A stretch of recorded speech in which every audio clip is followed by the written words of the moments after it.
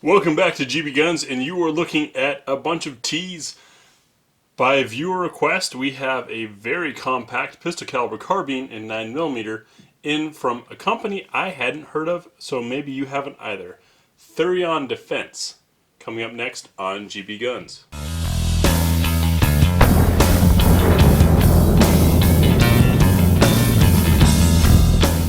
Alright, so here's why I'm so excited about this thing. Not only because I hadn't heard of it before, but also because there's an incredible amount of engineering that's gone into this. This is not just your standard PCC. You notice, for one, how short the receiver is. This is a standard Glock 17-round magazine. Look at that. Receiver's only barely longer than it. That's because a pistol caliber carbine doesn't need all that space in a traditional AR style receiver. We seem to have forgotten that when the craze of the pistol caliber carbine came back and everyone was converting existing receivers. So you got a much more compact piece, which allows it to be lighter and smaller. You also see how thin it is. Once again, for comparison, there's your Glock mag. Not much wider than that.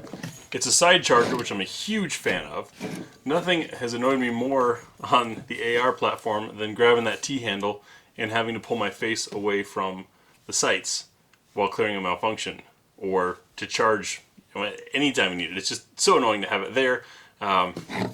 Being able to slap up on a side charger is much easier. All of this is made in-house by Thureon, which is pretty cool. Charging handle, to lock it, you bring the slide back and push down. Give you a look at the billet receivers there. And we look inside, we got a nice feed ramp integrated.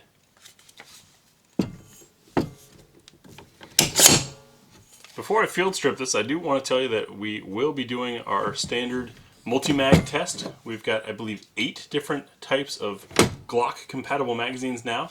Let you know what it runs with and what it doesn't. That's not a test of the mag or the gun, it's just to show you what's compatible. We'll also run our multi-load test. We've got as light as 65 grain and as heavy as 158, sometimes 165 grain. And that on a blowback is really important to test to know what will run and what it won't. Reason being, if you're not familiar with blowback design, is what keeps the bolt closed is the mass of the bolt and a little bit of the spring pressure.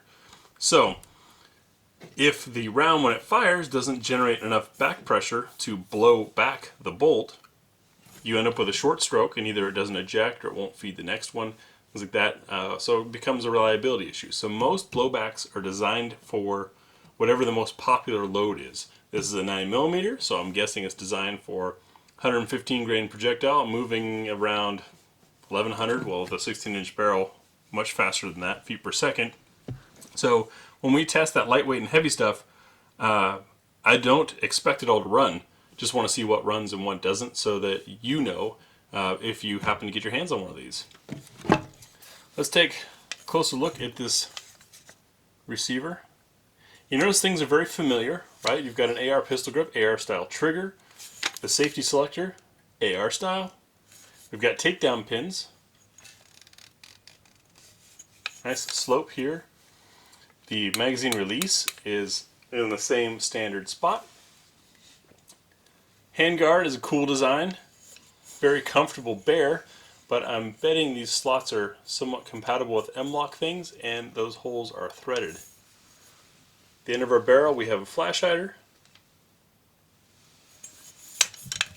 standard buffer tube, which means all your AR butt stocks can swap on here. So all the things that you interact with on the gun, easily interchangeable with the existing AR-15 market. Next, let's take a look inside the gun. So this is the part that really excites me because this is a different gun. First, we of course want to show clear. Pull this back, push it down, lock it in. You can look in and see there's nothing there. And it's on safe. We're going to push our takedown pins.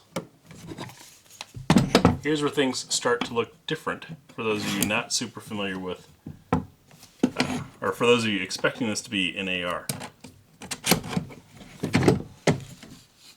There's the lower. Looks like it takes standard AR triggers. Nice strong ejector there. Nice broad feed ramp. That is hopefully indicative of this thing being an omnivore and able to eat everything we put in it, at least feed it.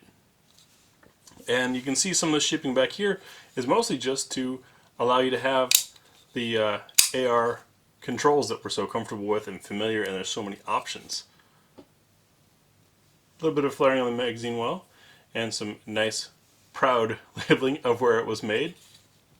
So we'll get this very, very small lower out of the way, and here's our upper. You might have noticed that the tube stayed with it. This is pretty cool. Watch this. This is not going to be a bolt that you expect. So we're going to bring the bolt forward, keep the bolt in hand, and push, or the charging handle if you will, in hand, and push down on the bolt. And that's it. Isn't that genius? We've got a standard AR looking back end of a bolt carrier group that's got a lot of heft in it. That weight is part of what helps this whole thing operate. Nice strong block here to slide back and forth. And look at the size of that extractor. Good strong external extractor. So any complaints about the internals, non-existent here. And looking inside, everything is really simple. Smartly designed and kept simple. And the fewer moving parts you have, generally the better reliability you have. Also helps keep things running a long, long time. If you ever look inside one of the famous submachine guns from the World War II era, you'll find they're very, very simple like this. So this is pretty cool. I'm really excited to get my hands on this and take it out and try it. Hopefully we'll get it out very soon. I would like to hear from you guys what your thoughts on this, because obviously this is not your boring standard, just like everybody else, pistol caliber carbine. This is a true built from the ground up. I won't fuss with that with the camera running, it'd be too noisy. This is a true carbine built for pistol calibers. Nice and light and small and compact. Nice and simple and 100% American. I think this is a cool gun.